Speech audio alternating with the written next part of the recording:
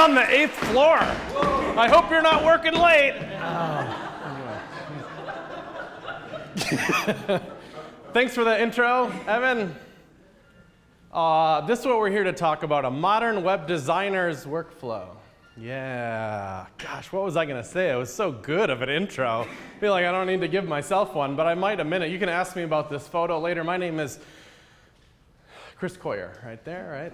I put this slide in just earlier today. I'm like, I better put a huge WordPress logo in this because I'm going to speak at a WordPress thing, so that's kind of required. This talk was am I talking loud enough? I wanted to say this before we get started here. I was told to project because I'm not like emceeing, there's no good thing, so volume-wise, it's good now. I'm getting some thumbs up, but if I peter on, if I have another Rolling Rock and I'm starting to be like, hey guys, and then the CSS is whatever. This is the universal symbol for talk louder. If anybody does this, you don't have to shout out. It's very subtle. You just do the thing, which is like a Unicode up symbol. I will then talk louder. There's another Rolling Rock. That's amazing. I'm already half cocked here, people. It's gonna get worse. I put another WordPress in here. My connection to WordPress is at one time, many moons ago, I made a book about WordPress with a co-author, Jeff Starr. He still keeps this up to date. It's in its 10th edition or something like that. So that's a book that has a lot to do with WordPress and WordPress theming. It was translated to Korean once, which I still think is super rad. They did a really good job. They were like, can we buy your book? And I'm like, this seems shady. And I'm like, here's some money. And then I'm like, I accept your money. Anyway, I run, if anybody's heard of me, they've probably seen me from the site CSS-tricks.com, where I write about all things web design. There's forums, there's screencasts, there's all kinds of stuff. This is what it looks like now in version 10. I redesigned it for the 10th time, and this is kind of the result of that. So I thought I'd do a talk, as I do these things once in a while, on workflow, on like what it's like today to be a modern web designer. So let's talk about, I feel like walking around a little bit. Well, what's the game plan is going to be? So we're going to use kind of that version 10 of css-tricks.com as kind of a guide for this, like kind of a loose guide for like, what is it like to be a web designer these days? I'm going to talk about what works for me. So if I talk about some things that you don't do, or you do some things that I don't do, that's okay. This is just what I do. So don't think that everything I say is gospel, or how to be a web designer today is. I just wanted to throw that out there. Like, this is grain of salty, or like barrel of salt, or whatever. I'm going to give you a bird's eye view. Can you see this pretty good? I like that we put it on a table. That's better, isn't it? I'm going to give you like this overview of it. I'm not going to dive super, super, super deep into what it's like to be a modern designer, but I'm kind of give you like, this is like the whole workflow. And we're going to focus on kind of the nerdier aspects of it, meaning like we're going to focus on tools and tech. Not a lot of high-level stuff about like, I designed because my grandpa had leather shoes that he shined every week or whatever. It's just going to be like, no, this is software and it's sweet. All right. Okay, so I just put this there as like a breather. Okay, I told you what I was going to do.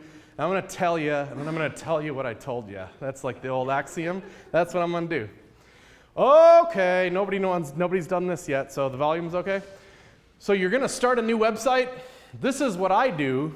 I start designing in an application called Photoshop. And this is where I'm like, what?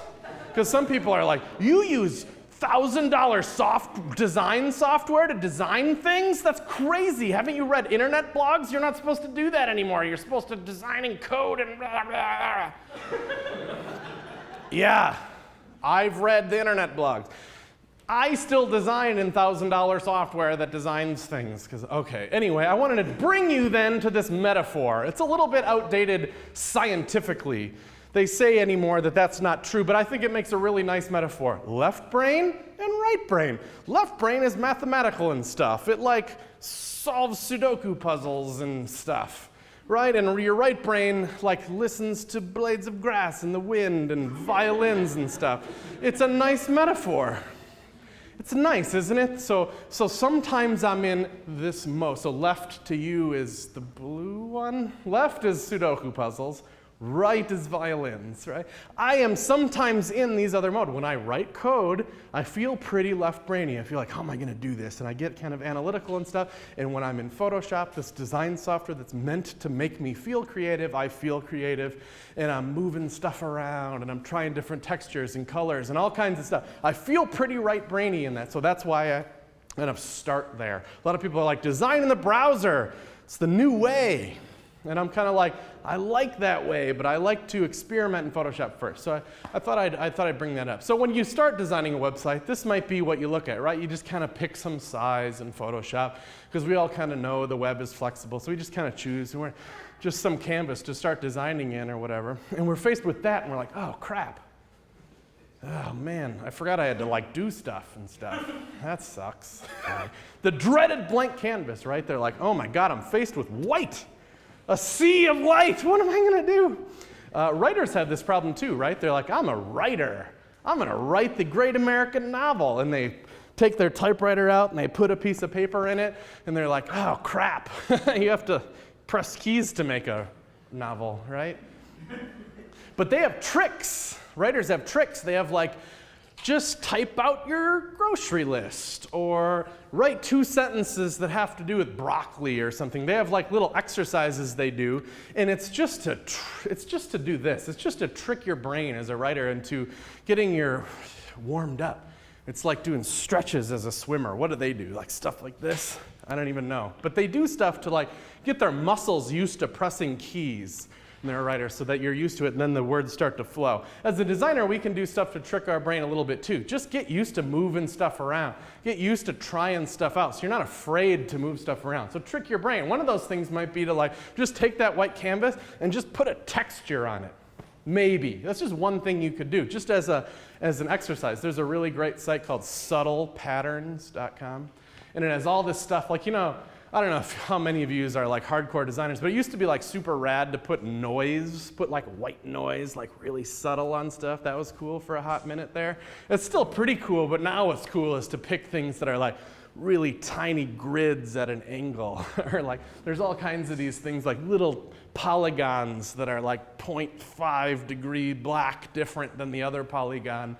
But they're actually pretty cool, and I think like just putting that on the page, instead of facing a sea of white, now you're facing a sea of tiny polygons, and it just feels better. It just feels easier, and then you're like, cool. Maybe you should just start drawing some shapes. Just grab the old shape tool in Photoshop there and be like, okay, I got some classic linen texture, as you might download. I'm going to fill the canvas with that. Then maybe I'll fill it with some white.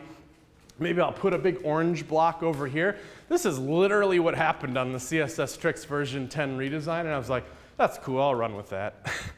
That was basically like what it took to redesign CSS Tricks v10. That's what like got me out of the white canvas funk and got me towards redesigning it. I'm like, orange block. Yeah, orange is coming back on CSS Tricks. You know, the last one, I always think of orange as CSS Tricks. It was totally absent in the last redesign. I'm like, boom, huge orange block. I was at a conference. Whew, I got some Rolling Rock. I was at a conference in Florida, and there was this company there that did eye tracking studies, and they're like, you should give us some money and we'll do eye tracking studies for CSS Tricks down there. I'm like, that would be super interesting. A lot of us that do UX-y kind of stuff, we do like, I'll give you a Starbucks gift card to test my website, and I'll ask you questions and you do it. But that's one kind of testing, and that's great. But if you can also attach to that, I'm going to also have a machine track where your eyeball looks. That's extra valuable, because then it's, I don't know, it's just cool. It's just cool to see where people look. I don't know where I was going with that exactly, other than I did a bunch of eye tracking studies for CSS Tricks. I'll be sharing all these videos soon, because it's cool to see this green dot like fly around the screen. And they looked so much at the logo. If there's any pause in what we were asking them, their eye was like, poosh, orange block. I'm like, yeah. I was like, felt like the Hypnotoad. I'm like, look at my logo. It was awesome. I was like, stare at my brand. Anyway, that was a huge aside. Here's another thing I have to say. I'm not that into wireframes. And I feel bad about saying this, because I just walked around the corner and there's like wireframes all over these like white walls. And yeah, Coop in your wireframes.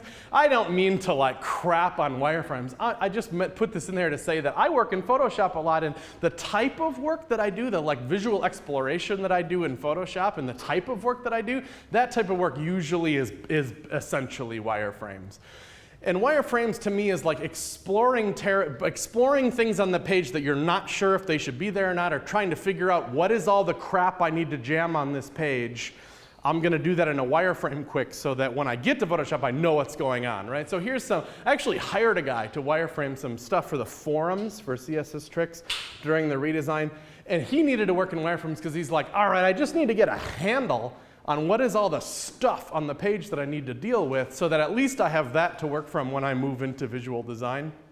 So, WordPress has bbPress or whatever. bbPress is more complex than just a blog is. It exposes more app-like functionality. There's profiles and replying to stuff, and it's just a little bit more complex than a blog. If you've never designed a forum before, but you're in the position to design a forum, you might want to start with wireframes because it's like, what is all the stuff?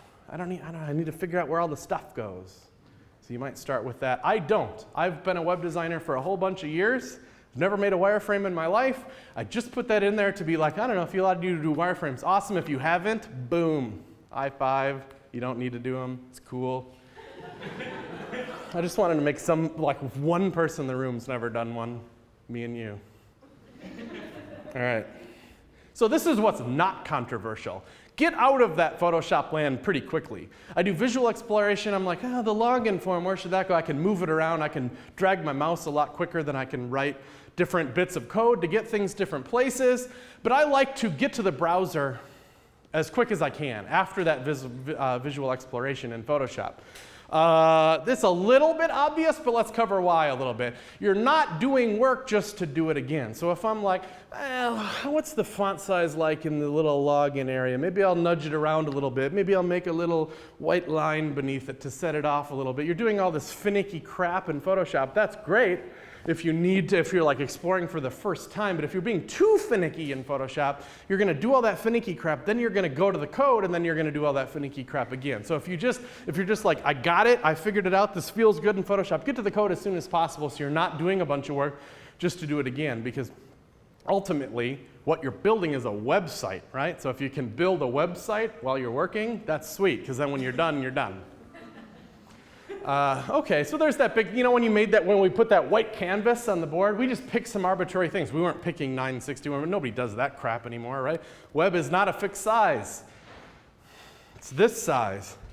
It's this size. I can change my browser, it's all these sizes. Responsive web design is a huge thing. Everybody's heard of that at least, right? It's kind of the admission that the web is flexy. If we build in the browser, we're building in that flexy world instead of a fixed canvas, and that's cool. So working in code's a good idea just because it's inherently that flexy world that we're working in.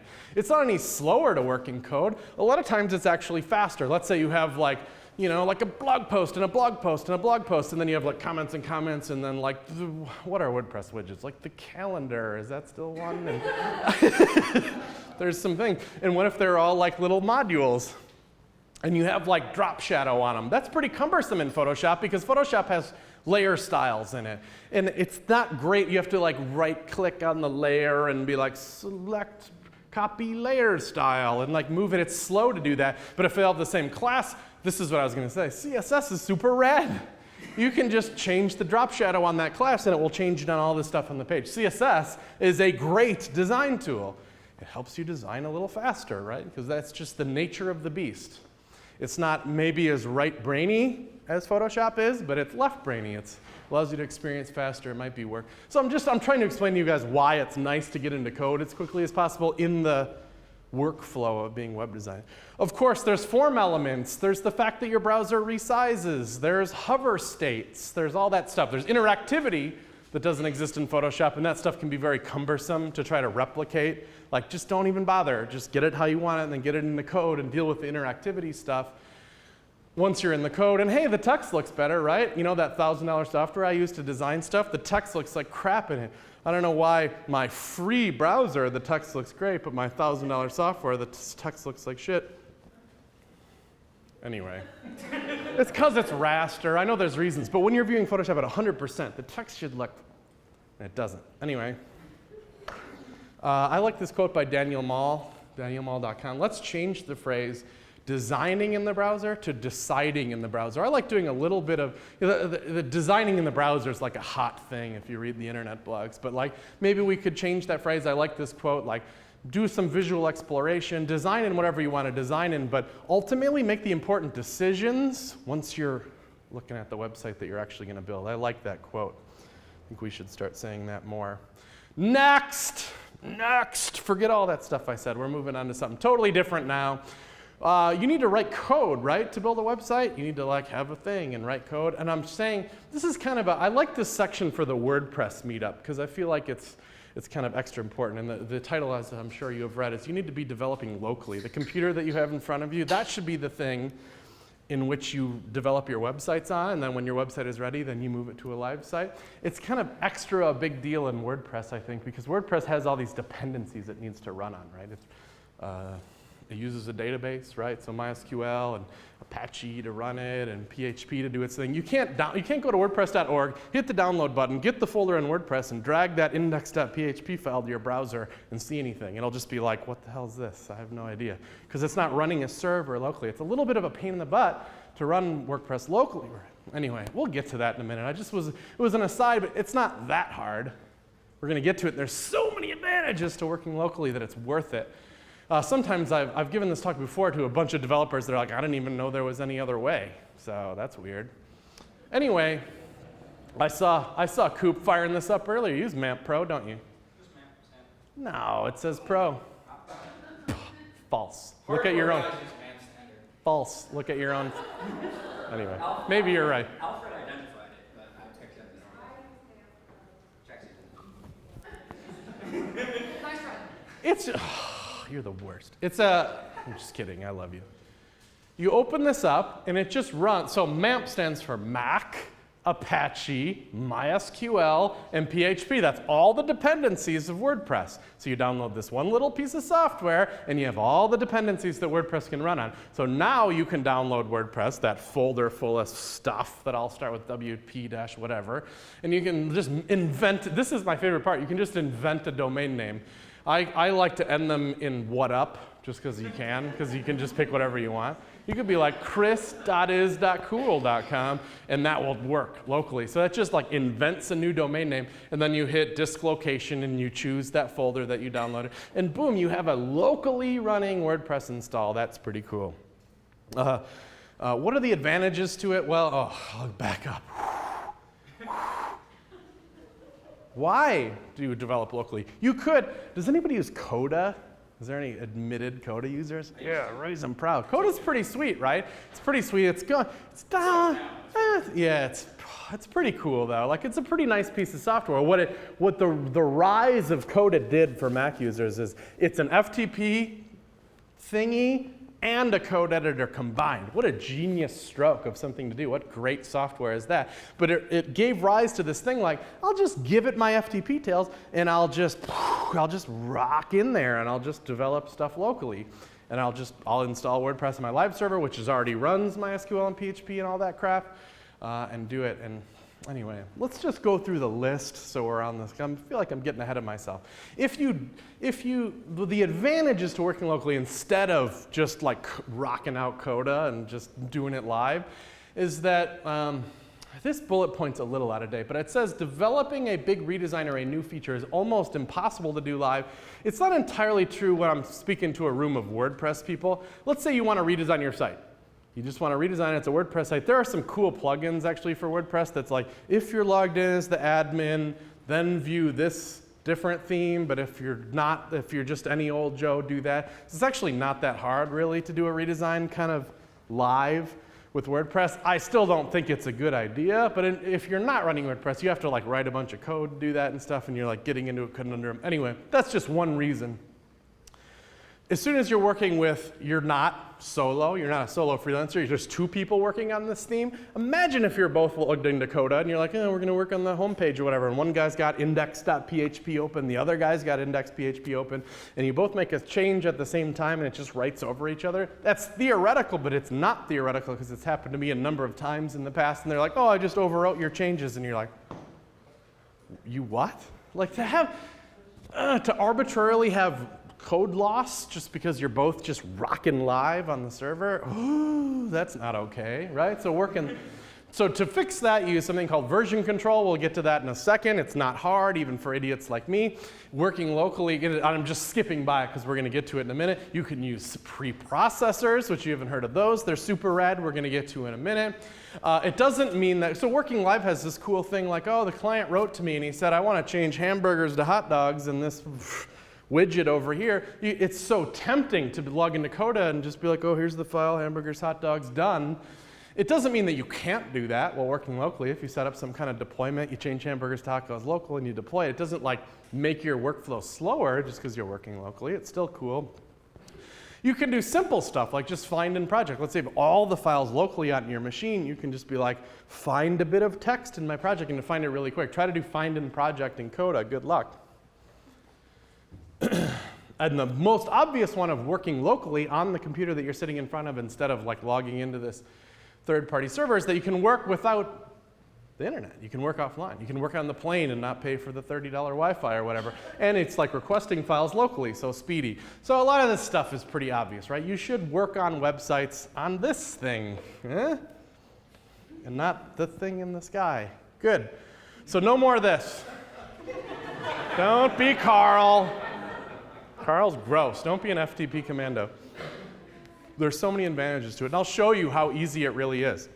So in order to work locally, and in order to work on a team locally with a couple of different people, it's pretty easy. You just use something called version control. I think, so probably a lot of you have heard of Git. A lot of you have heard of GitHub. GitHub is like Git in the cloud or whatever. I think they're here in San Francisco. It's a pretty cool company. They have probably a lot of Macs. A lot of people have Macs. They also have a Windows app that's very nice, I hear. You have a GitHub account, it's free, right? Unless you're doing something private, then it costs a little money. This is what the GitHub for Mac free software looks like.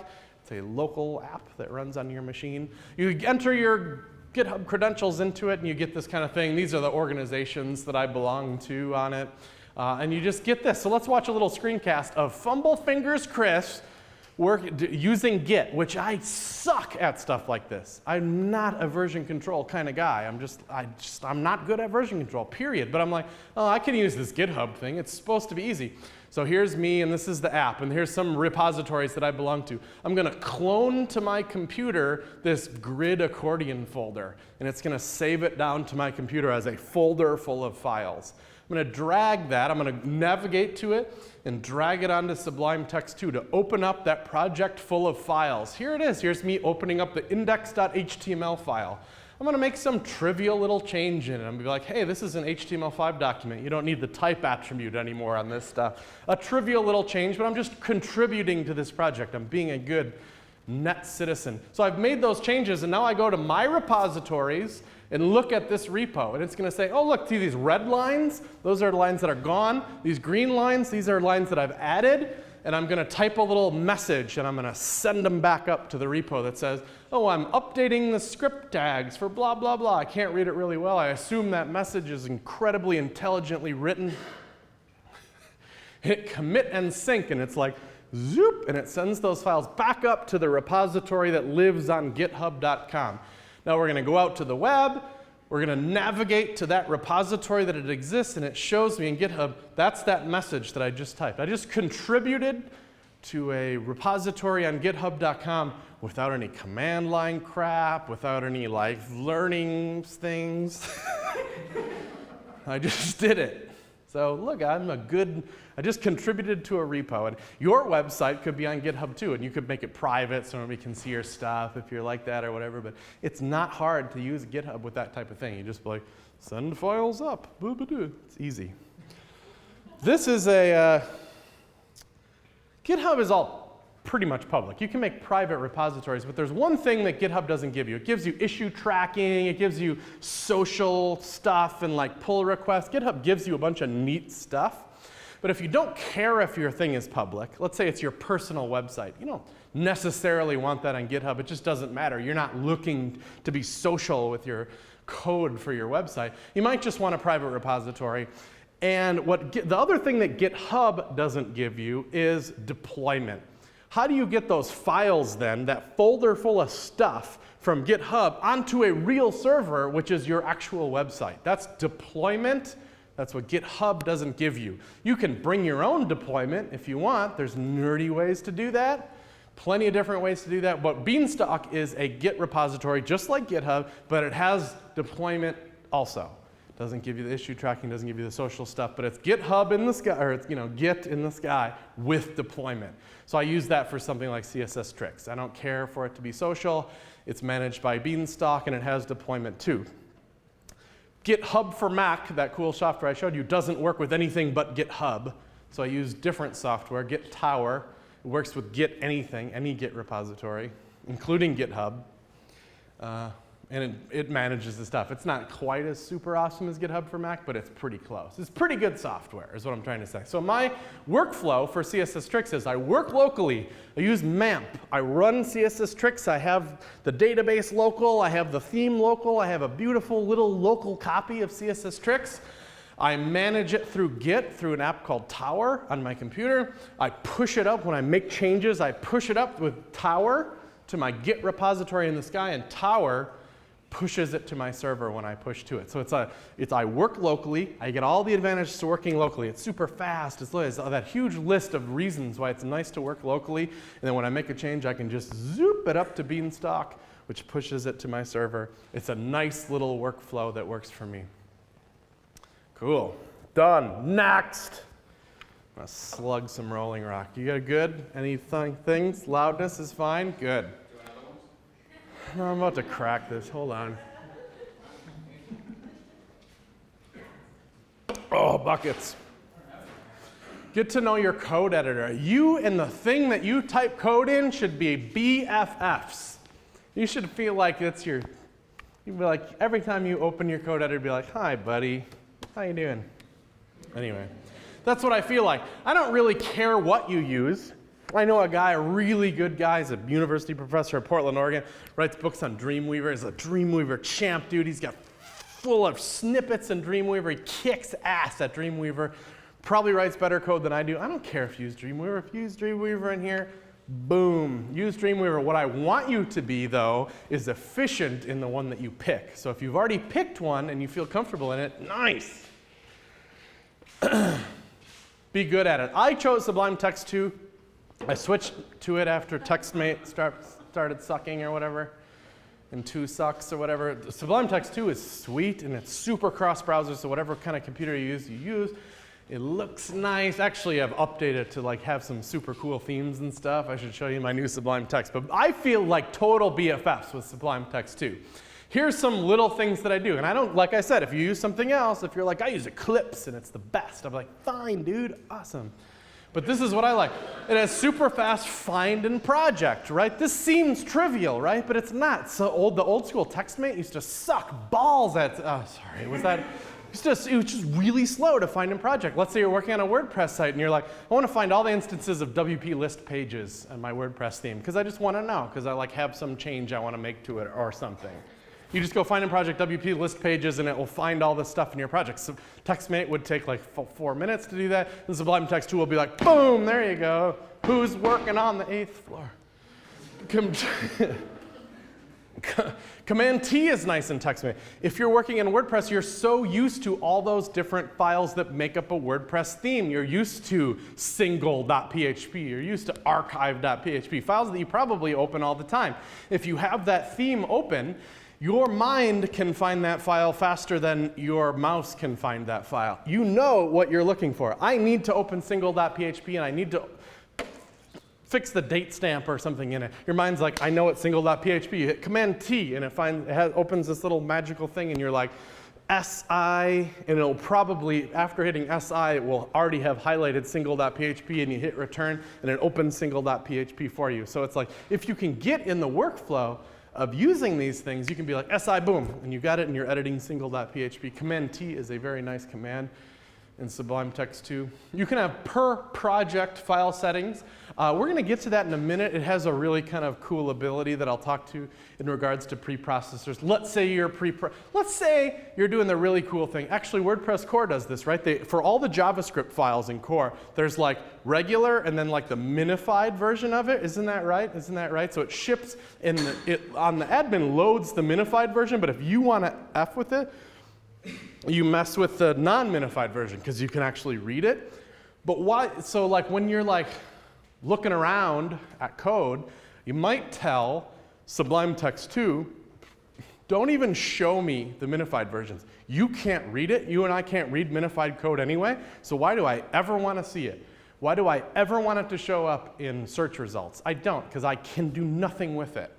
So just don't even show it in my file browser. That's one of the things that you can do in per project file settings in Sublime Text 2.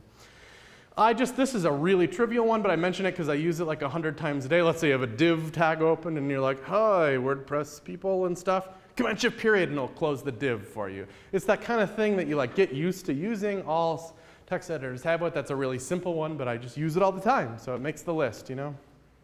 It will auto-complete stuff that you wrote. So let's say you're in your functions.php file and you're like, Chris Coyer _ make insert stuff with figure tag like it should, .coop.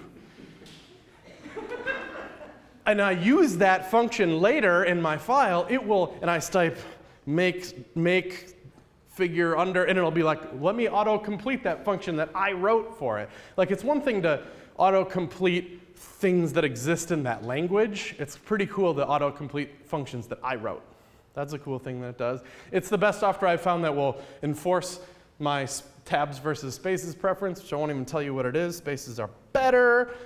Emmet is, have you ever heard of Zen coding? Don't worry if you haven't, I'm going to show you in a minute. It is kind of rebranded to Emmet, which is now just not HTML, but CSS2. It's very cool. Let's talk about that. Oh, God, it goes right into it. I had to back up because I got nervous, because it's going to go into it really fast. It's going to go in super fast. I'm going to show you what Zen coding is, but it's called Emmet now. Okay. Oh, God, I have to go. So here's index.html. HTML:5 tab gives me the whole structure of an HTML5 page. Hey, guys. Then I go down and I kind of write like I would HTML, like header, role equals banner in quotes, and hit tab, and it spaces out and gives me that. Nav, and I want there to be in that nav 8 anchor links, times 8, tab, home, etc. Oh, and Sublime Text 2. Every time you command click in HTML Text 2, you get an additional cursor, so I can write in multiple places at one time. Whoa, right? That's pretty cool. They don't have to be on top of each other either. They can be anywhere you want on the page. That's pretty neat, too. So section, I meant main, but you know, mail is cool. And then module H1. Oh, hey again, guys. You can write HTML fast, right? So as long as you know what you're going to write, Emmet is really fast. So CSS now, it does that too. Oh, W100p with 100%. Margin 5010, margin 50 pixels, 10 pixels. Oh, I want to position absolute it. Pause A, and then I'm going to put an exclamation point to say important, and it'll expand into that. Imagine, like, I know this feels weird, but if you get good at it, if it becomes natural to you, you're fast. You see me do border radius there? You should use Compass for that, but whatever. We'll get to that in a minute. Fast. Right? Fast. If you want to get good and improve your workflow, these type of tools, which you can incorporate very easily, good stuff. So let's talk about that. Yeah, so preprocess.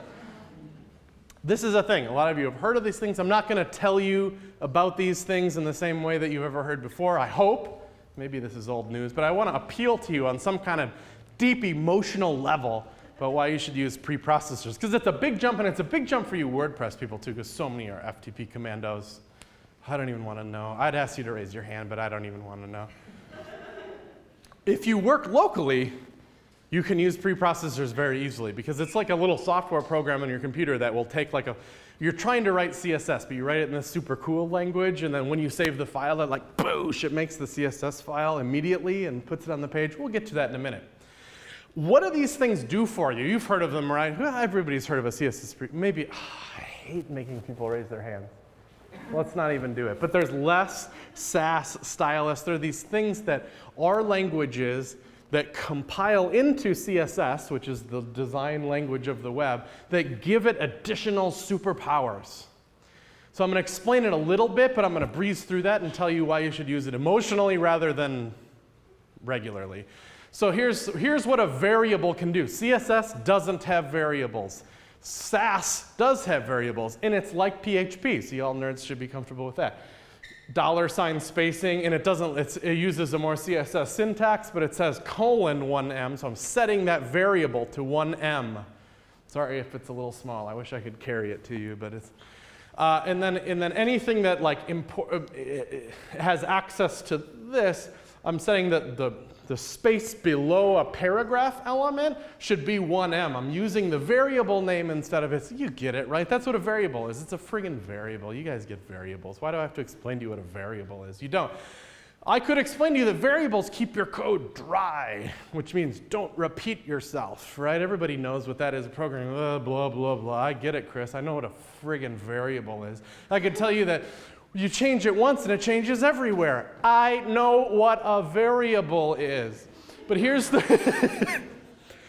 reason why I really like variables is that they save me from dumb crap that I do. Let's say I need to use a blue color on a website. And I need the hex code. I need it on my clipboard because I need to paste that blue color. Here's what the dumb kind of crap I do. I'm like, I need blue. I'll go to Photoshop. I'll get the thing out. What's the thickest part of the T? Got it. And then I'll select that color code out of it. Got it. No, and now I got blue on my clipboard. That's some dumb stuff. Don't do that. That's friggin' terrible. That's why you get like 900 blues. Have you ever heard Nicole Sullivan's talk when she refactored Facebook and found 900 declarations of slightly different colors of blue on Facebook.com? Woo! Ouch! When I need a blue, I make a color called $blue, and then I use it. It's awesome. Blue. And I don't get all friggin' clever either, and I don't call it link color and brand and highlight secondary right sidebar blue/red. I call it friggin' blue, and I use it. And I know that's not amazing, but it saves me from my own being clever. If I need to change blue to green, that's kind of a big deal, and I probably have the time to revisit a little code if I'm making that deep of a shift in the design of something. Yeah, so I make variables in my CSS, in my Sass, and I use those variables in my Sass to be consistent and save me from my dumb old self. You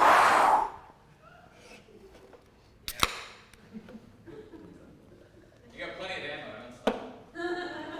Mixins are something else that CSS preprocessors provide. They're a little bit like functions, how a function in WordPress will return some kind of value, probably, or whatever. You would write it like a function. It would be @mixin, and I would say, I'm going to declare my font stack for the whole site. And I'm going to use some awesome font called Whitney, and then it's going to fall back to Myriad and whatever. And anywhere that I call this function, I want it to spit out that crap. Anything that's in with these things is basically going to return if you're a WordPress nerd. And I might say, now that I've declared my font stack, which is just CSS, I'd say maybe in my typography CSS file, which is kind of this individual chunk where I maintain all of my beautiful typography for this site, I'm just going to call that function, which is @include_font_stack_body, and it's going to spit that out. Now, why would you do that instead of just writing this here? Well, it's because you might want to write it several times. But, if you declare it on the body, that's great. And the way that CSS works, that font stack will literally cascade all the way down the whole thing, and every element on the page will use that font. So why don't you harness the Carcade? Well, it doesn't to form elements, for example. Those will all, if you're on a Mac, those will all be Lucidia Grand, unless you explicitly declare the font stack to them. So I might want to declare it twice. And as soon as I'm declaring it twice and writing out the CSS, that's an opportunity to be more to use a function to do it. So if I ever need to update it, I can just update it in that one function place. And I could tell you that keeps your code dry. Blah, blah, blah, blah, blah. I could tell you that you can change it once and I'll change it everywhere on your site. That's awesome. You all get it. Programmers, at least a little bit. Even if you're a designer, you're kind of a programmer. But here's the real reason: it keeps you from friggin' screwing up CSS3, because you don't do it. If you go to any website in the world, I feel like I should put a little movie at this point, but imagine there's a movie on the screen, and I go to any website in the world, and I look at it, and I look through their style sheet. I bet they're using at least some of CSS3. It's pretty everywhere these days, and I almost guarantee I could find at least one place where they're not using it the perfect way. They're screwing up something. They're screwing up the order in which they should declare vendor prefixes. They're not using one of the vendor prefixes that they should use for the best browser support. They're screwing it up somewhere. And what Mixins allow us to do is to stop that. Stop writing it by hand and screwing it up. So here's this thing that we can do. Oh, here, let's run a little test. I like this part. This is one of my favorite little parts of this talk. If you're a CSS nerd, I hope there's a few CSS nerds in here. It's a little quiz. Quick! Oh, shoot, I hate that. Quick, which vendor prefixes do you need to put gradients, to declare a gradient? Right now there's 5 of them. There's Mozilla, Microsoft, WebKit, no prefix, and the Opera one. Which ones do you need to declare a linear gradient right now? Like, does that just come to mind immediately? Or like, oh, I know this. Probably not, because it's ever changing. Oh, you got it? Which ones? Which more? The only one? You definitely need WebKit. You're absolutely right about that. Here's the answer. You need WebKit and Mozilla, because they support gradients. You need Opera for sure. And then the rest of these two are pretty weird, right? There's you don't really need Microsoft, because theoretically IE10 is going to ship one of these years, and when it ships, IE9 doesn't support gradients, but IE10 will, and it's going to ship them without a prefix. So theoretically, you never will need MS. And you actually need 2 WebKits. If you're declaring a linear gradient, if you want to get the best browser support you possibly can, there's one syntax for it, and then there's an old syntax where they were really early on board, and they wrote it in this really weird way. So that's the answer to this weird quizzes. It's kind of a trick question. You need 2 of these and 1 of these and 1 of these. You're gonna probably screw that up. I bet I can find somewhere on any website you give me that they're screwing up something. So here's something. It's a little add-on for Sass. We've been talking about Sass this whole time. If you want to, this isn't required, but you can use an add-on to Sass called Compass. Compass is a lot of stuff, but one of the major things it provides, one of the most compelling things that Compass provides, is mix-ins for all that CSS3 stuff. Let's say you want to declare a gradient, and you probably use gradients all the time to make your buttons really look good, and there's a million reasons for gradients to use on the web. Let's talk about gradients for a minute. If we're going to use that, this is what it looks like to use gradients in Compass. You import Compass at the top of your file, and then you say module, which is maybe you would make your modules in WordPress have a class name of module. So that's a class name, .module. Then you'd say @include, which is the syntax for calling a mixin in Sass, and then you'll have an open parenthesis and close parenthesis, and you'll pass it some stuff. Well, the stuff that you're passing it is in green there.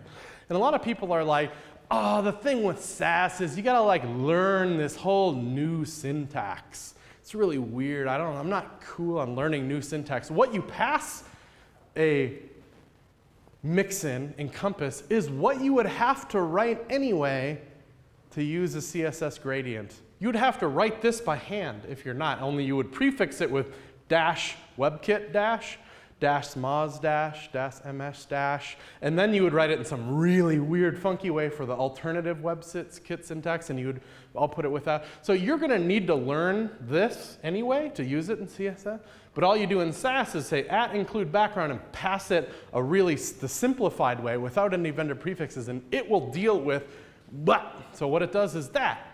It outputs .module, it outputs the shitty old syntax. Oh, God, I'm sorry, is this going to be on TV? I gotta shut up. I don't normally do that. And then this, and this is, and I think of it as robot barf. Because it's beautiful, like rainbows are, but it's like a robot made it. So robot barf, that's what I call it. But it gets better. if you put this variable right below import compass and say experimental support for SVG equals true right before it, and then you do exactly what you did before. This is the big curtain revealing. Are you excited? Can you wait for the next slide? It outputs that instead.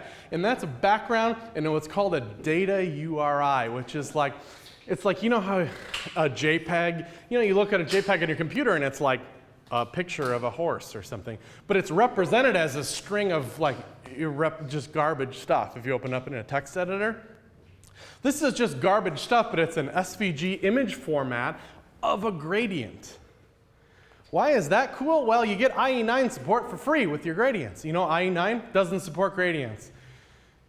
All of a sudden, you made one line in your SAS file that said support for SVG gradients, and immediately your entire website has gradients in IE9 also. That's getting past the point of just like a convenience to the point like you could write this part of it, you could theoretically write by hand. It's not infeasible that you could learn the syntax to write a gradient by hand. I do it sometimes.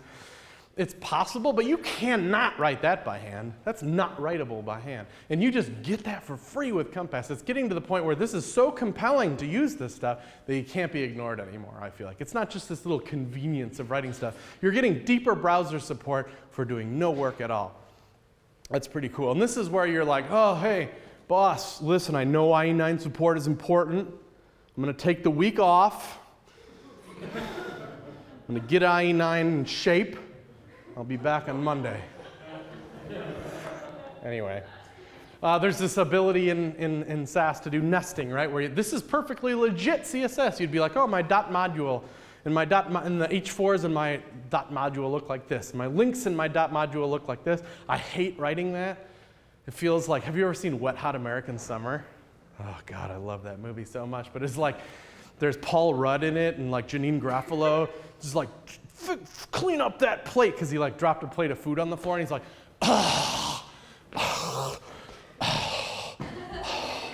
and he like just picks up the food super slowly. It's hilarious because he's so pissed that he has to clean up his thing. That's what I feel like when I have to write dot module space like 5 times in my CSS. You could write it like that instead, which is just nest the selectors this compiles into that essentially. It doesn't mean anything. That doesn't help you. It's just convenient, right? This is the most trivial feature of SAS, and there's no tangible benefit. That it just feels right, and that's literally of all the things that SAS provides. That's the thing that annoys me the most when I have to go back to writing regular CSS. Just that little nesting thing becomes so natural, so good feeling in my workflow of designing websites that it just straight up pisses me off when it's not there. We talked a little bit about responsive design, right? Oh, I missed my slide changing. We write media queries to do responsive design, right? That's one of the ingredients of responsive design. If you design a website that, when you design everything in percentage widths and it flows around, and then my sidebar goes down here, because that part of that like magic of making responsive layouts and changing the layout of stuff is media queries. We're at media, when the screen is at the largest 700 pixels, if it's any smaller than that, make the page wrap 100% instead of 70%. That's kind of that's how media queries work. I don't have time to explain all the details of it, but this is invalid, what you're looking at here. This is invalid regular CSS. It won't work, it'll just ignore it. What you would need to do here is move this out, and within this block, you'd have to say page wrap is with 100%. But doesn't this feel nicer? A lot of times you write media queries as you write all your CSS, blah, blah, blah, blah, blah, blah, blah, and then like at line 2000, you write at media max width 7%, and then page wrap equals with 100%. It's very mentally disconnected from the code that you wrote 2,000 lines up. But in SAS, you can put those right next to each other. You can nest that media query right next to it. So I can say, okay, normally the page wrap is 75% wide of the browser window. But when it gets really small, I don't want those columns anymore because I don't have the room to make it outside.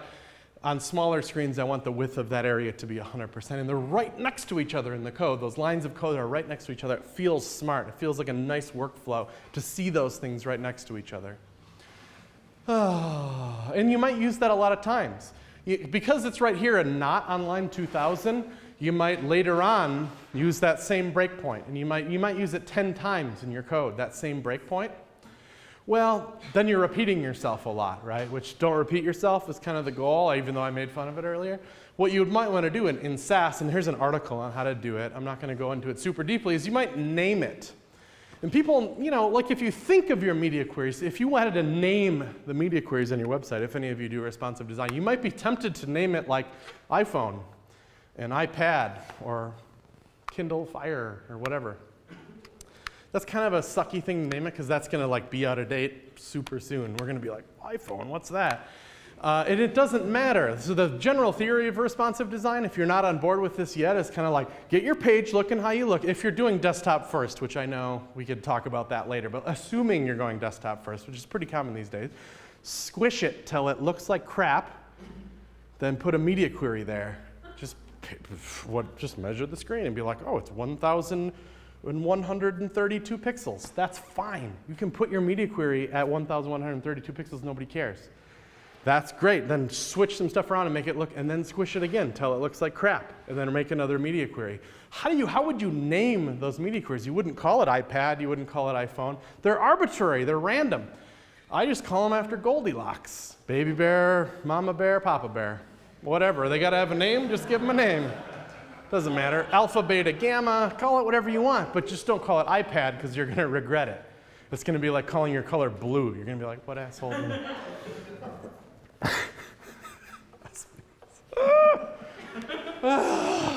Hilarious. Here's the bottom line with that CSS preprocessor crap, as much as you guys don't want to hear. To me, it makes it fun again. It makes the tediousness, all that vendor stuff and all the stuff that sucks about writing CSS, you don't have to write anymore. That's the important thing to me, is that I love CSS. I like nerding out on all that stuff, but it becomes tedious to me, and it removes all the tedious stuff and leaves all the fun stuff. So it's fun again for me to write CSS and I write every day. I write a ton of CSS every day, and I love preprocessing for that reason. It makes it fun again. Let's talk about preprocessors in a minute and how you could try it if you've never tried it. I have an app that Evan mentioned is one of the things that I do in life, and it's called CodePen. You can go to your browser right now and check it out. CodePen.io, like input output. And it looks like this when you go to Pen. Here's your browser window, and there's 3 windows on the top: HTML, CSS, JavaScript, and below it renders what you've built with those 3 languages below. So look at the code here. It looks pretty weird. I know you can't see that. I'm really sorry about that. Whatever. I gave this talk once in an IMAX. They could see it. Here's some code written in Sass. Here's some code written in CoffeeScript. Haml, Sass, and CoffeeScript are all preprocessors, but for different languages. All we talked about was CSS, but there's preprocessors in all the different languages. Watch me a little bit right. So this is Haml. I'm going to change some text here. CodePen will see when I've stopped talking, and it will update the live preview below. If I click the word Haml, it will show me what that turns into as HTML. So you can learn preprocessing and click it and see the HTML that it turns into. Here I'm changing orange to red. Changed the color to red down here. This is written in Sass, which looks a little funky, but you can see what it compiles into if you're trying to learn it. Here's me writing in CoffeeScript and jQuery. Those things are not mutually exclusive. You can absolutely write them together. And it's showing me that's what it compiles into, and you can see that this is a live interactable preview below. That's what CodePen can do for you. It's a good learning tool, an exploration tool for code like that. So that's CodePen, one of my projects. But CodePen doesn't help you in your workflow. And this talk is about workflow. It's about making you a better web designer. Well, kind of, or it's just exposing you at least to some of these tools. It doesn't, like if you're making a WordPress theme, CodePen doesn't really help you, right? But you want to make a WordPress theme and you want to use Sass in it. Totally fine. WordPress doesn't care if you use Sass. You're developing locally. You tell this software, and it's Mac software, and I'll show you some alternatives for Windows later, but it's called CodeKit. And how it works is, here's the folder for it. These are some folder names of literally WordPress themes that live on my computer, local WordPress themes that I'm running. It's called CSS Tricks-10. Wonder if you can guess what that is. But I drag that theme and I take the folder from my WordPress install and I just drag it onto this window. It's Mac software called CodeKit. And it will show me all the stuff. And the tabs at the top, it says all files, styles, scripts, pages, images. It will show me the files that it finds in that folder that are those things. So I'm looking at styles here. Here's a bunch of CSS files that is found in my CSS Tricks version 10 of my site. And here's one that it found called style.css. And there's a little arrow here, and it's saying, I'm going to watch that file. It's called style.scss. Because you've dragged that folder onto this folder, I'm going to watch it. And as soon as you save it, which is like it's open in Sublime Text 2, I make a change and save it, I'm immediately going to process that. I know it's Sass just because of the file extension that it has, and I'm going to turn it into style.css and put it on your page immediately. So it's just like you don't need to learn any command line crap. If you want to learn Sass, you just start writing .scss instead of CSS, and you drag your folder onto CodeKit and you're writing Sass. Like the getting on to writing Sass is just, it's a matter of downloading some software. It's really easy. Another cool thing that CodeKit does for you, if you're trying to learn this Sass stuff and you're trying to incorporate it into your workflow, there's a very significant workflow advantage to doing it. And it's called style injection, and I want to show it to you. It's pretty rad. I wonder if the WordPress guys use this. It's pretty neat. I'm going to show you a little screencast of how it works. Oh, God, I get scared when the screencasts go immediately because I want to explain it. What's going to happen here is that I have a page on the left, and it has a button that you click and it opens a dialog box, this little dialog box I designed. That means it's a stated application in that there's one state where the dialog box is off and there's another state where the dialog box is on. If I change HTML and save it, CodeKit is going to refresh this page, which is pretty neat, right? It's like I don't have to move back over to Chrome and hit Command R to refresh. It automatically refreshes it.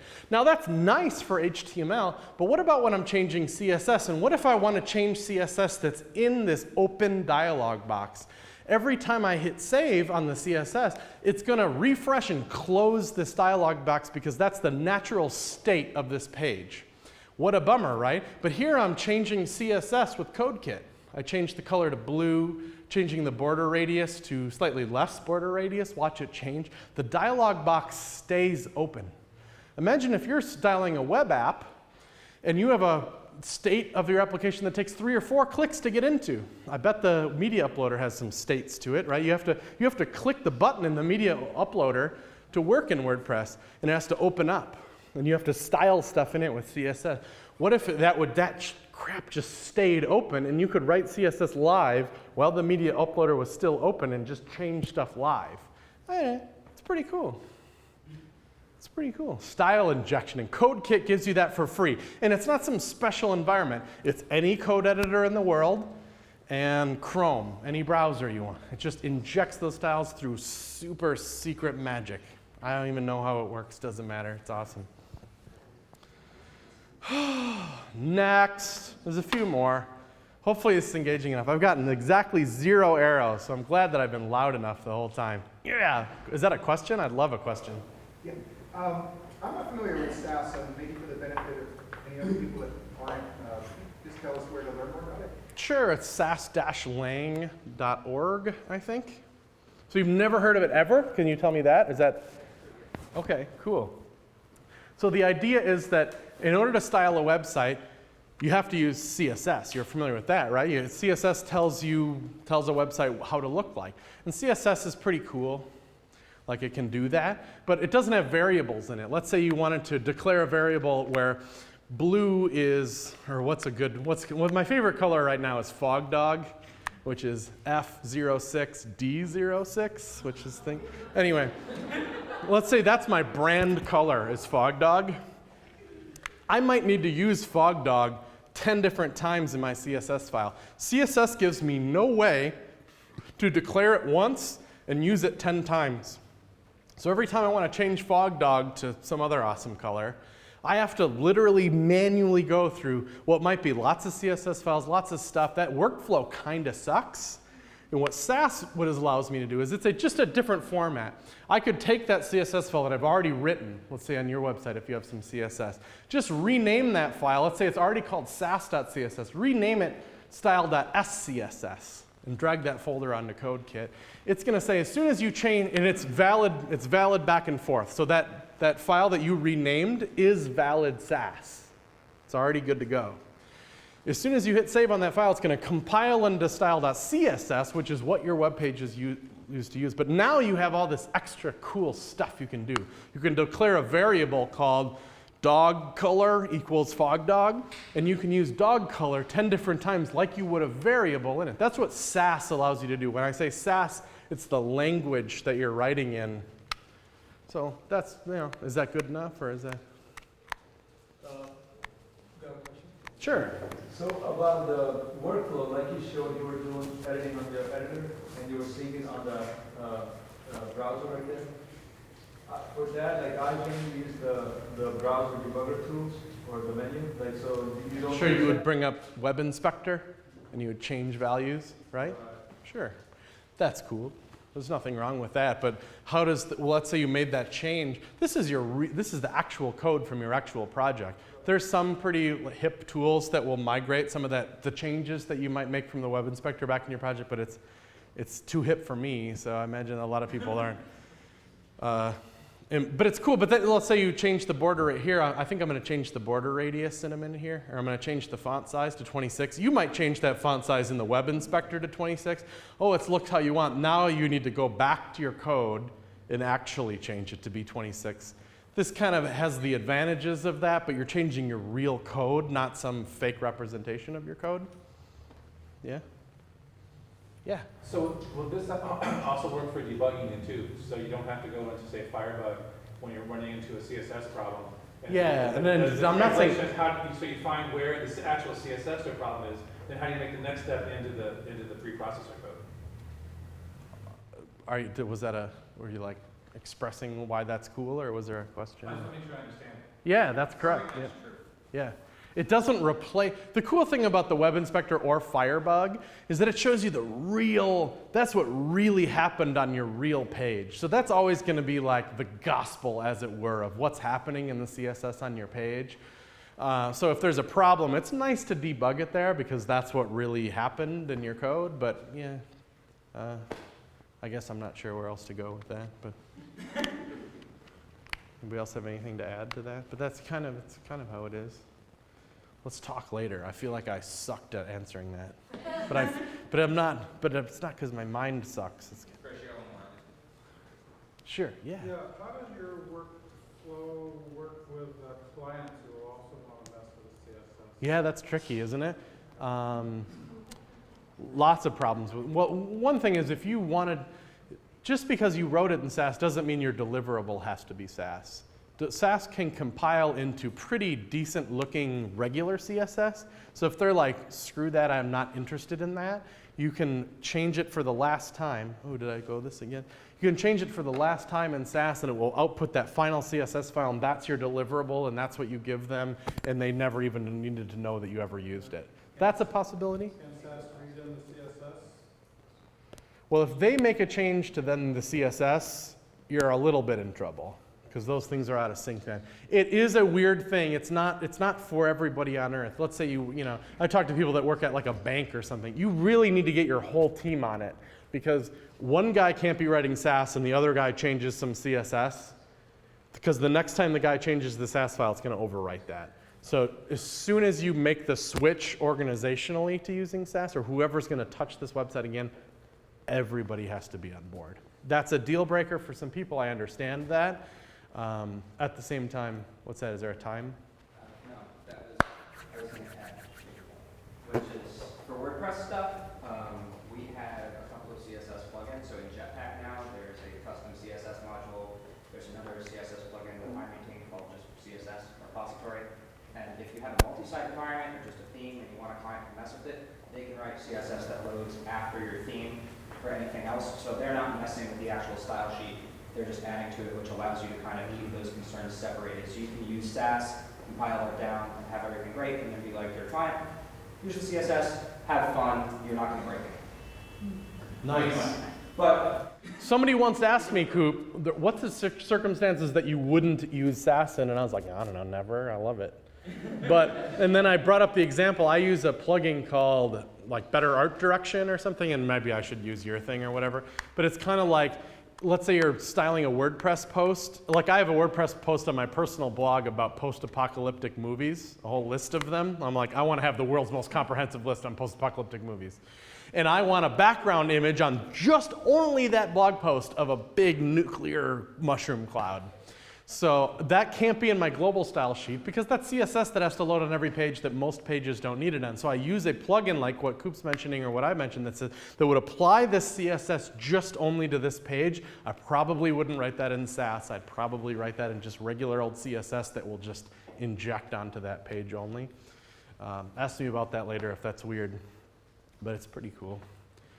Okay, this is kind of the last section. So let's... Nobody's getting tired, are they? I'm not. Real developers care about performance. It's kind of like ride a cowboy or whatever. If you've ever looked into making your websites faster, which I'm sure you all care about or at least kind of care about, one of the best ways to make your websites faster is reduce the number of resources that load on that page, which are otherwise known as HTTP requests. Reduce the number of files that any given web page needs to load. So there's the document that your web page loads, right? And it'll have a bunch of basically HTML crap in it, right? It'll be like, here's a bunch of HTML. And then that HTML has in it links to CSS files, JavaScript files, images, and stuff that build a website. The less of those that you request, the less round trips to the internet it needs to make, the faster your website is. Reducing the number of those is good. One way to reduce the number of round trips to the internet your website needs to make is by concatenating things that can be concatenated. Let's say you're loading 2 JavaScript files on your page. Theoretically, those could be 1. You could squish them together and then there would be 1, and it would do the exact same thing and it would be twice as fast, or that's an incorrect way to speak, but you know what I mean. One of the things that you can often, very often, squish together on any given web page is CSS and JavaScript. So making that squishing together part of your workflow, and instead of an afterthought, is to, I don't know, make it part of your workflow. So let's talk about how you can do that real quick.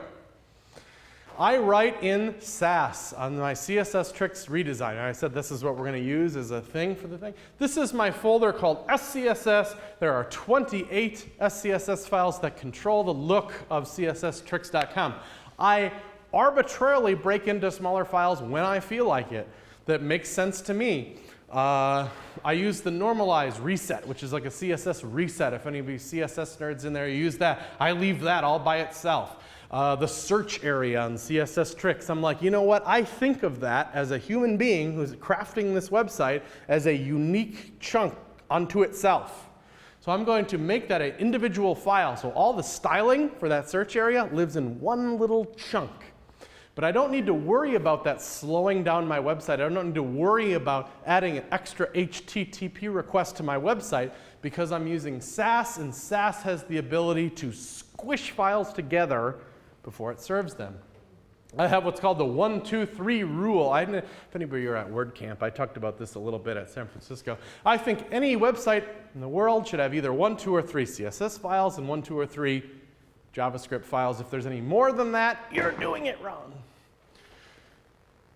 A lot of files have 1. I would wager that a good bit of WordPress blogs should have 1 CSS file in it. That's how most themes come, so you're kind of good there anywhere. It's kind of global. I'd say on a lot of WordPress sites, there might be thousands of pages, but they probably look all pretty similar. That's a case where if you have a one-page site, certainly you only need 1 CSS file, but if you have a multi-page site, even if it's thousands of pages and they look all pretty similar, that's a case where you'd only have 1 CSS file on that page.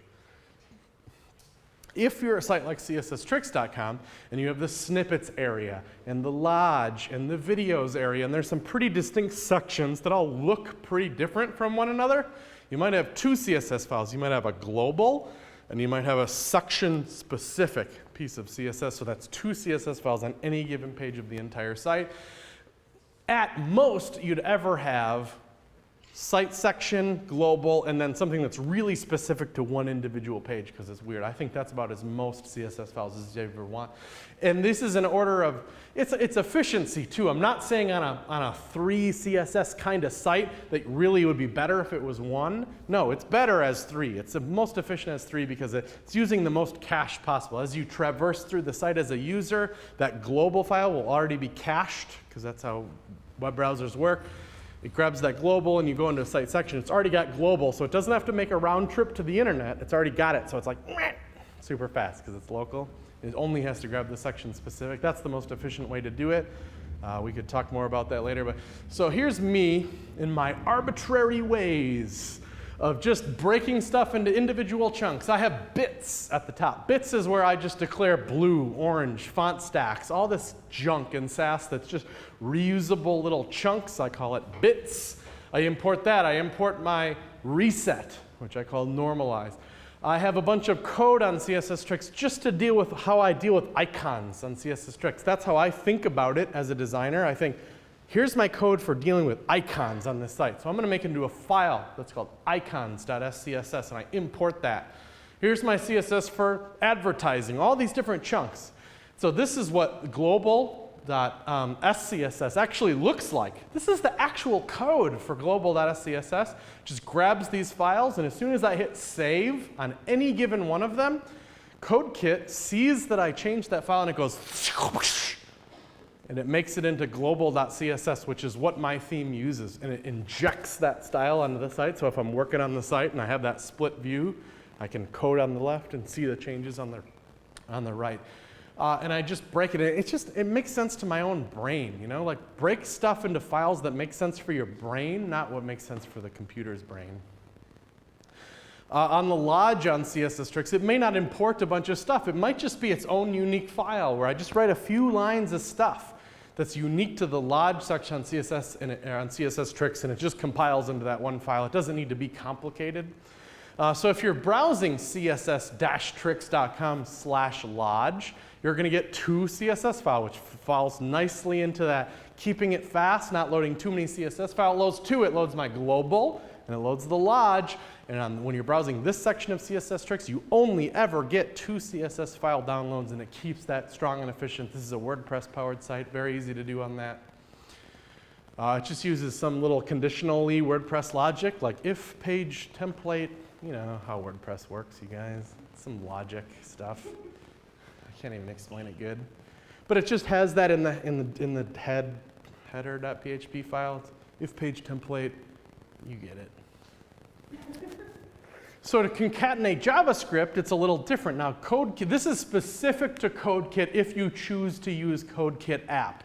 It has the ability to concatenate files all by itself. So I have some CSS that powers CSS Tricks too. It's not a lot of JavaScript, but there's some JavaScript on that site that needs to do a few things.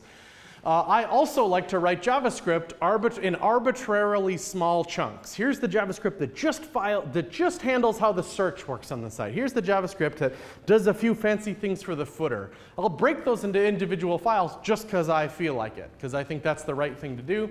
And I'll have a global.js. And in that global.js, there's some comments. So to do a comment in JavaScript, you start it with just // and then there's the specific syntax that will say, CodeKit, please go grab this file and compress it and chunk it in there so that when you compile this file, it gets out. So I write my custom stuff up here. I tell CodeKit to prepend files, and then it works the same way as Sass. I write a little JavaScript, I hit save, it compiles all together into global.js and is then used on that site. So it's kind of, this is my workflow for concatenating JavaScript together. Cool. So the last thing performance-wise is losslessly compressing images, the keyword here being losslessly.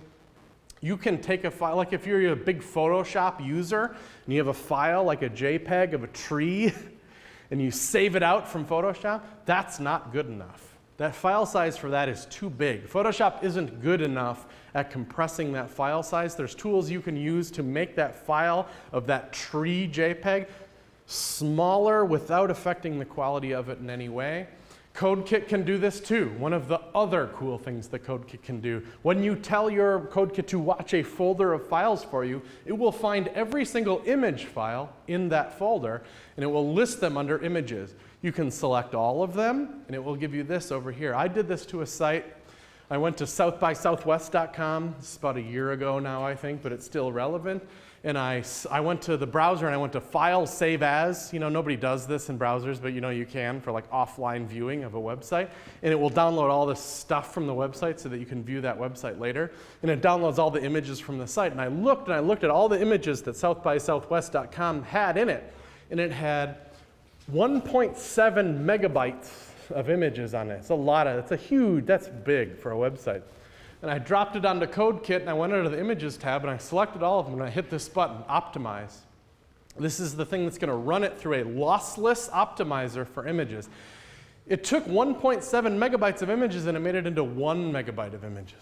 That's a 40% savings in image sizes for the website. Yeah. Are you still saving for web first and then running this process? Or Right.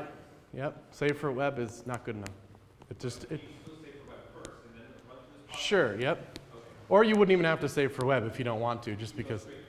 Yeah, because what this does is it's going to recursively run it through. There's things that maybe you've heard of, like Ping Crush and JPEG Mini and all these things. It like tries multiple of them and does it recursively and figures out the smallest way it can crush that image down to the smallest possible file size without any noticeable difference in image quality at all. So I did a 40% savings on their website, 700K, without affecting anything at all. So it's a little irresponsible to not do that, I think. Yeah. Well, what about using data URIs?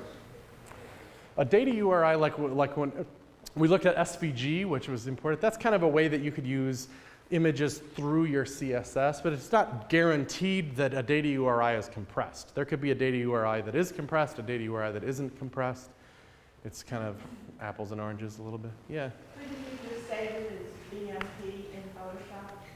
Would that do the same thing? Saving as a BMP, is that a bitmap? Yeah. I'm not sure, actually. But I think that makes it bigger. If you save losslessly, no?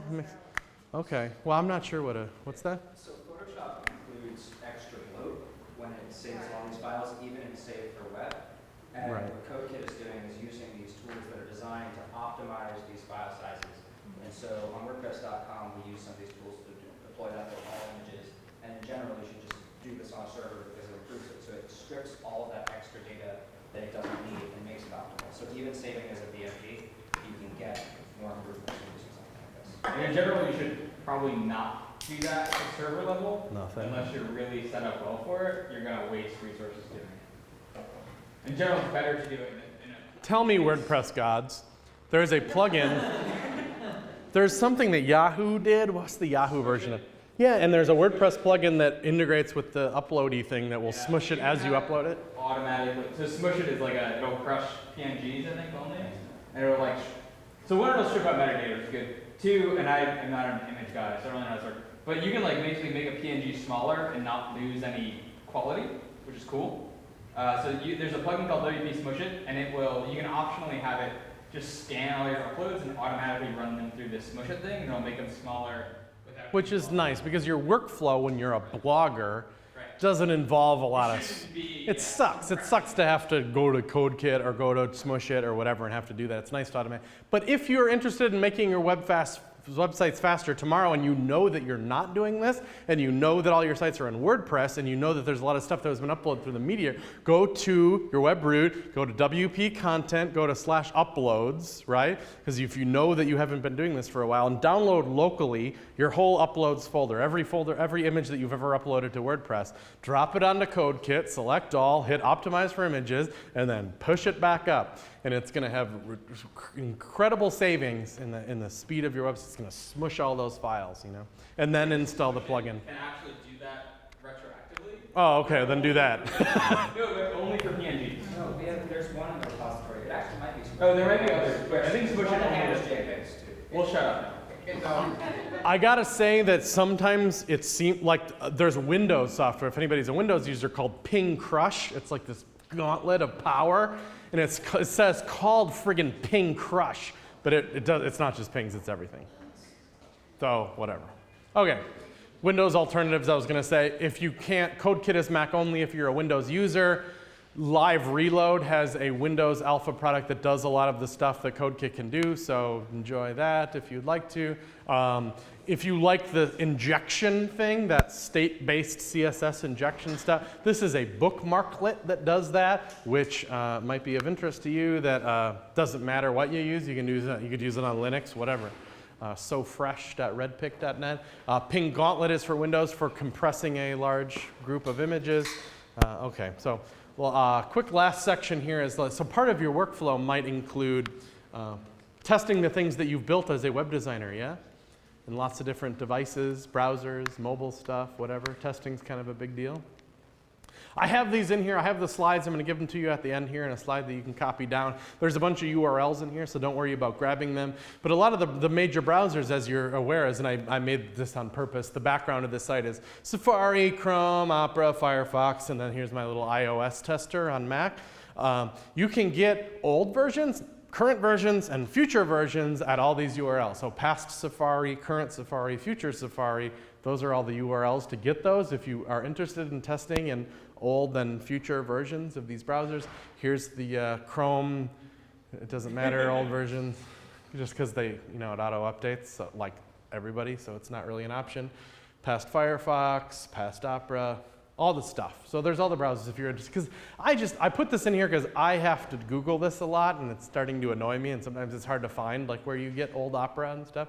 IE was noticeably missing from that list, isn't it? And that's like our #1 thing that's a pain in the ass to test, and especially if you're on a Mac, you're like, what do you do? Do you run VMware, or do you run, what's the other one? Parallels, or what's the free one? VirtualBox, which is rad. That's what I use now. Like, I've used all the other ones, and now I use the free one. Yeah, aren't they local? Here's a way, so a VM is cool, and actually Microsoft provides you VMs that run those old ones, but still, you have to run 2 OSs on one OS, and it's slow, and it sucks. I just wanted to pimp this product because it's really cool. They give me nothing to do it, just like CodeKit doesn't, but I think it's really nice. It's called BrowserStack.com, and it does some wicked magic for testing. Here's me using their interface. I type in csstricks.com and it will spin up in the cloud a VM of real Windows, in this case IE9, at this resolution, and it opens this up. And it doesn't just show me a screenshot of what CSS Tricks like. This is a fully interactive version of IE9 that I can test literally in my browser without spinning up my own VM or anything. And it injects all the cool development tools. So it'll inject Firebug Lite in there. If you're a Firebug user, you can test an IE9 with Firebug on your Mac. Like how rad is that? But it's not just Windows and all that stuff. It tests mobile devices too, and it runs real emulators. So here's me testing on the Samsung Galaxy Tab 8.9 in a real emulator. Yeah. No, but it's a little free. It's like $10 a month, but it's also like 30 minutes a month free. So if you just need to test something quick, it's free.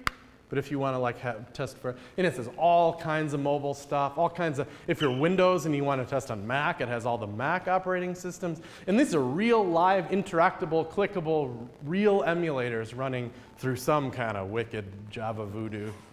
I don't even get it. Okay, we're done. We're going to say, we started designing in Photoshop. Yeah, remember that? God, that was a long time ago, you guys. Wasn't it? Holy crap. But we moved to the browser quickly.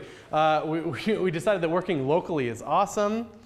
So the version control is awesome and easy, even for dummies like me. We looked at pre-processing and why that was pretty sweet. We looked at performance, making that part of your workflow instead of an afterthought. We looked a little bit at testing, and that's it. If you can't get enough of nerding out about web design, I do a podcast called Shop Talk Show that you can listen to, where we talk about all this stuff all the time. Thanks, everybody. These are the slides at WP-SF- yay. You can get the slides. Thanks.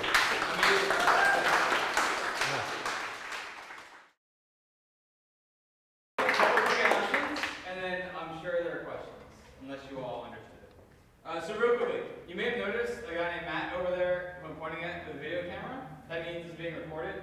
We have not done that in a long time. We wanted to. I want to thank, so we've had 3 great sponsors for a long time, Automatic, Exogene app themes. And WP Engine joined this one, and were the ones that covered the video costs. So just quick round of applause for Matt, for them, for video. So we're gonna make it more accessible. It's going to be, so we have a sort of ignored site, wpsfo.org, which I promise we will spend more time on. This will go there, we'll put more stuff there. Please go there, that's where it'll be. That's all for that. So yeah, questions, you're free to stick around as long as you want. There's more drinks, food. I'm sure you'll have questions. let's chat it out. I'll let Chris take charge of questions. So real quick, you ever heard of varnish? You ever used that? That sounds super familiar. Explain it to me. Explain it to the whole room. It manages the deployment of your VM in VirtualBox. Vagrant, you mean? I'm sorry, Vagrant. Oh, yeah, Sorry. Thank you. You ever use that? Yes. Is that useful for you? Yes. Okay. And then second of all, for wireframes, people seem to do all sorts of different things. I've got PowerPoints, I've got Word documents. Yeah. Any bad reason not to use those things? No. Keynote, if you're on Mac, is pretty sweet for it because it has all these like, when you drag a box, it's like super awesome at aligning boxes to other boxes, and we do that a lot on the web, and I think it's a really nice tool for wireframing if you wireframe, which if you don't, you're cool. There were a couple of tools on, like Hackers, a couple of posts where Yeah. people are making these tools that can translate from Photoshop or other image editing. Oh, sure. Design work for developers. So, like, I don't understand Photoshop. So they can give you the code. What's your take on that? Can you- Also, I like to use Can I Use It? That's a great tool to see the syntax of the Sure. CSS3 rules. Yeah, And so also the question was just for the- please.com. Yeah, please. Please. Okay, the question was just for the camera, because I have this thing on, so it'll make for a better video. Is that what the like Photoshop tools for exporting into CSS3? And there's some, I think it's called Image or Magic Hat or CSS Hat, I think is one of them, which is kind of like in Photoshop, I could make a box shadow around something, but that's just in Photoshop, right? That's not in CSS3, and it would export it into CSS3, at least give you the CSS for it. As long as I'm not as hater on it as Coop is apparently over here. He's trying to tell me it sucks. But as long as they keep it up to date and give you good vendor prefixes and it helps somebody get some work done, I'm not opposed to it necessarily. I'm gonna do. Question about optimization. So you mentioned like you pretty much want to reduce number of files. I remember like all time suggestion, if you have big picture, you just split it into small pictures and post it, and this way like browser can use multi-threading and it will load it faster. So just can we understand better about like comparing to your like suggestion to have one big file comparing to multiple small files? Yeah, so images on like, are you talking about like kind of responsive images of loading a small version of an image before you load a bigger image depending on browser device and stuff? Is that kind of where that was headed? Pretty much my Sonic browser has multiple threads to load stuff. And if you have one file, it will pretty much will take a long time to load that file. If you have multiple files, small files, it will pretty much create multiple connections. It will load them at the same time. It will save time. That sounds awesome. I don't know what.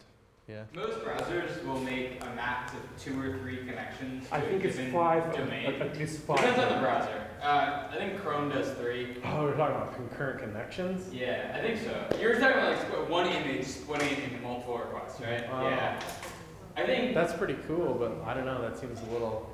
I Yeah. haven't heard of people doing that in a while. I could see like a super huge CSS file, maybe that being a little bit more useful for, but like, I don't know. There'd have to be server-side tools, because I'm sure as hell not gonna split an image into 5 pieces all by myself and update all those. You know? It's probably not a great optimization. It's a very edge case. If that's your optimization, you better have knocked out all this stuff that he talked about Yeah. way before. You better get- be G-zipping, you better be, you know, whatever. Yeah. I have a whole Like, talk. And Concatenating all your files is way more important than splitting. it's clever though. I mean, it's not something to be like ignored.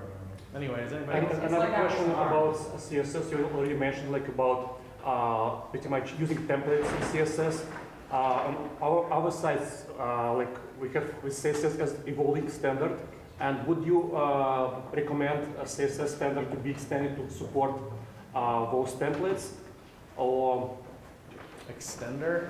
would you recommend next versions of CSS to support templating? Like, why would need some? CSS to support templating. Yes, because pretty much what you're doing, like with this tool, is pretty much creating templates, but you're on top of I'm CSS. usually on board yeah, I mean, to say the next version of CSS is a little tough because it's just kind of like, it's a slow moving, yeah, it's a horse to move. If you have some super cool idea for something that CSS could support in the future, I'm probably on board with it. And another thing, like pretty much, probably we do not want you to use a lot of templating because you can use pretty much inheritance of the styles, and probably it's not a lot of real use cases when you really need to do this templating. Another negative side, if you like see real CSS, when it differs from your template, it's a little hard when you have to debug it. Yeah. Kind of to make sure what is real CSS comparing to your template. There's a few more which we'll get to. I think templating is a bigger deal in HTML than it is in CSS. You know? Right. But I get you. And there's some stuff about scoped CSS that will probably be pretty useful to you if Evan has something to say. It sounds No, I have a totally separate question. Okay, Evan, you're next. Can I ask it? Okay. Yes, you may. So I'm not a front-end guy at all. Anyone who's worked with me will tell you like I shouldn't design anything. I know guys like you. Idiots. But so you said you don't like wireframing, or you don't wireframe.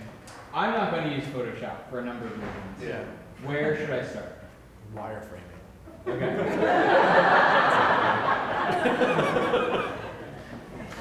I mean, whatever. I don't want to tell a developer, no, you cannot participate in the visual design process because you know what? You have things to say too. Everybody on your team is a UX designer. Yeah, I'll say what I care more about is what I guess what would be scoped as UX, like the way that it. Yeah, totally. And believe me, you have valuable things foundation to of say. how it works more than Heck yeah. more than the UI level. Totally. And I shouldn't have Emails are also good. You know, like, hey guys, can you articulate thoughts well? I'm pretty sure you can. Basically, anything that keeps me out of your code you like.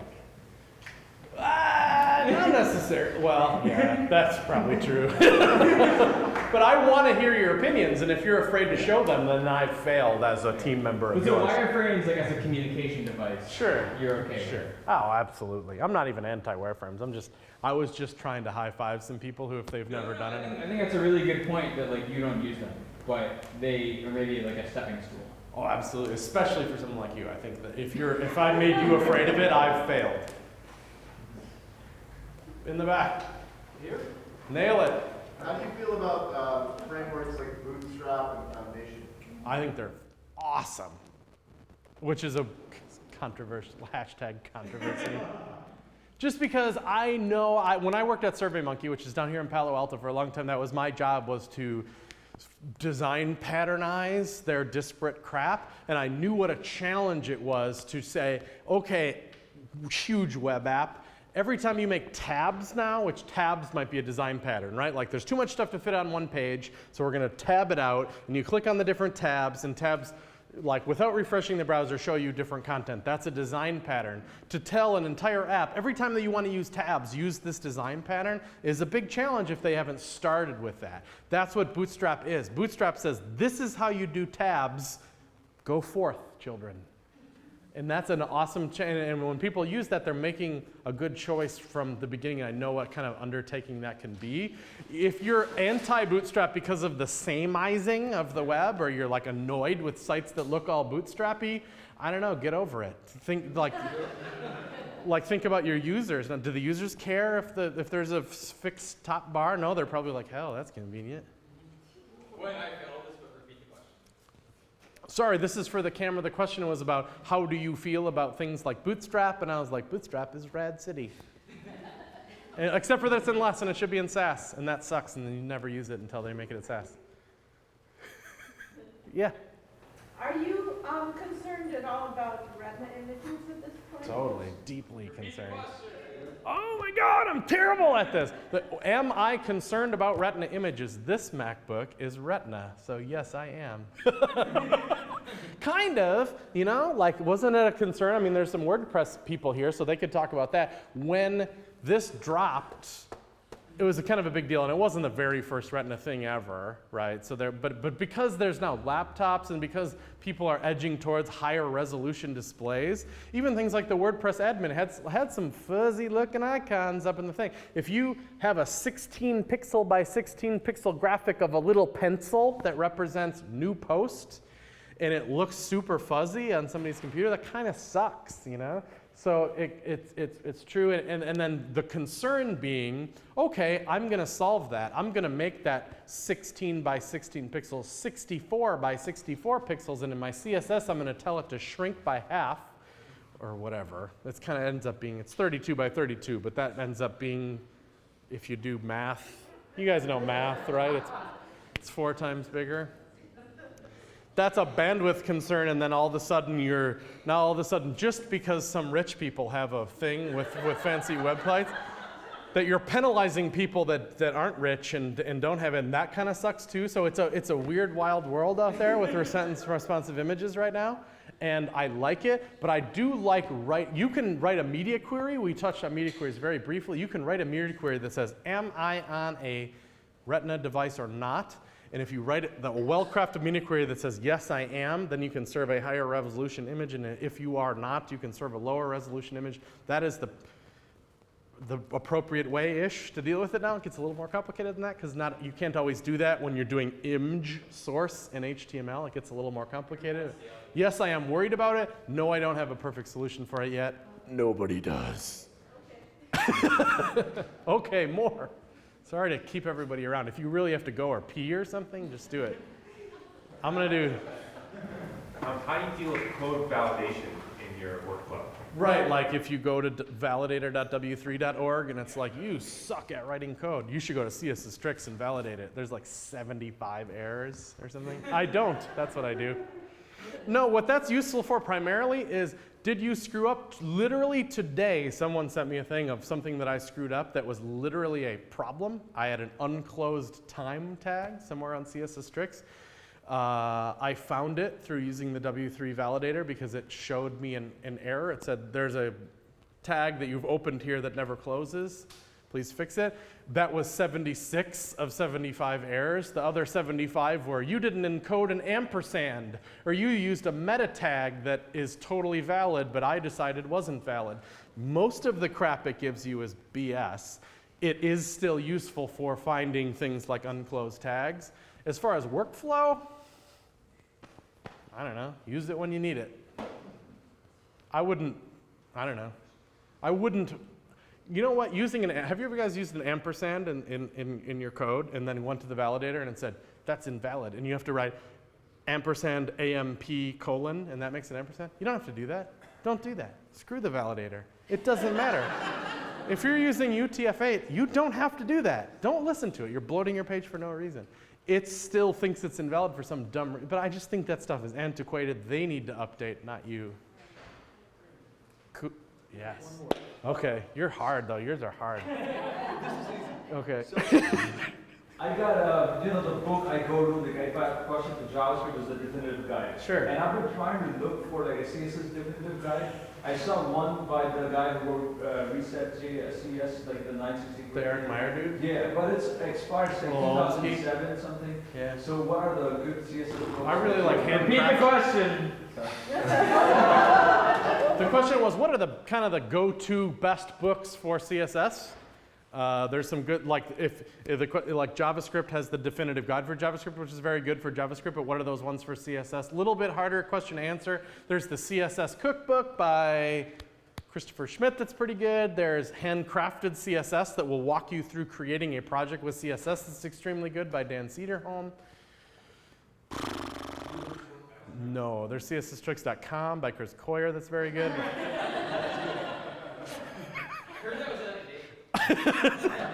I'm going to repeat the next question, I swear to God. Yeah. Okay, I just bought, what was it, Mac Pro a while back, and it took me a long time to figure out how to do certain things with it because the documentation was really bad. Do you know of any other good tutorials or documentation out there for that? For MAMP specifically? Dude. The question was MAMP Pro, and we talked about during the presentation, MAMP is a software that basically will give you a local domain to work with. If you buy the free MAMP software, it will give you localhost to work from, and you can, if you're cool and stuff, you can use your hosts file to make other domains, but generally people just work from localhost. If you buy MAMP Pro, you can just arbitrarily make more domains, which is, it's a weird feature for like the $50 they charge for it or something, but I love it. So as I can make domains like chrisfarted.com or whatever, and I'm like, because it's free anyway. That's all I use it for, is I invent a dumb domain name, and then I point it to a folder, and then I restart it. So like my needs for MAMP Pro are pretty light. I've never had huge troubles with it. The question was like, is there documentation for doing more, I guess, more complex stuff with it, or if you had trouble with it? I wish I could tell you there was a better place for docs. I don't know of any. Maybe someone else does. Most of it falls back to stuff that applies to any Apache server. It uses Apache behind the scenes, so anything that works in Apache will work in MAMP.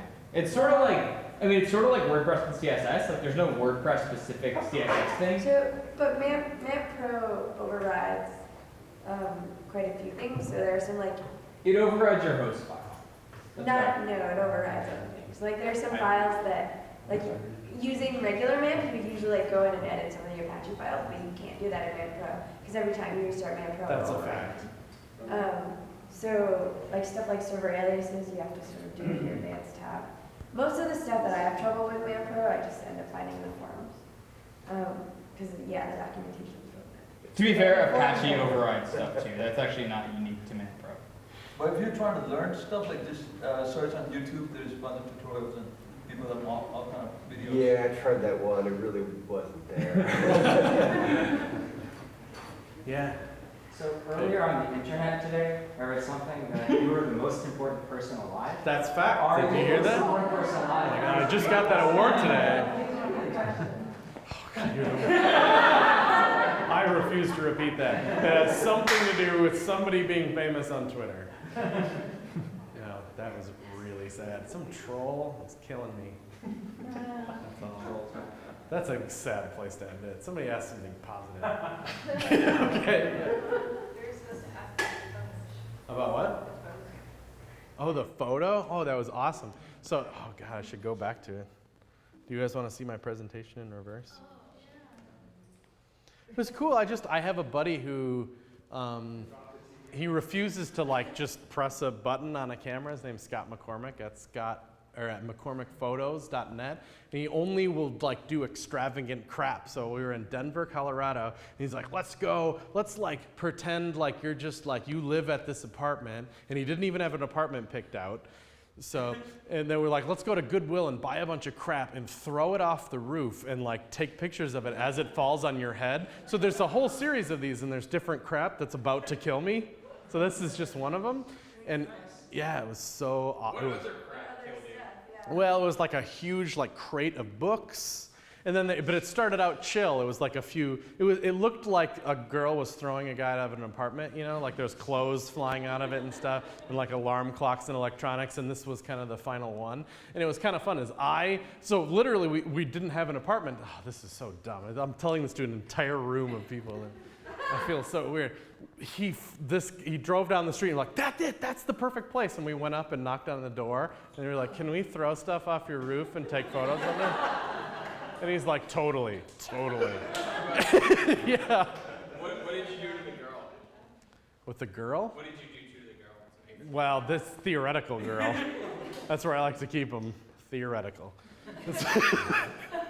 Anyway, I ran up to a ladder to the roof, kicked the TV off the side, which took us hours to get up on there.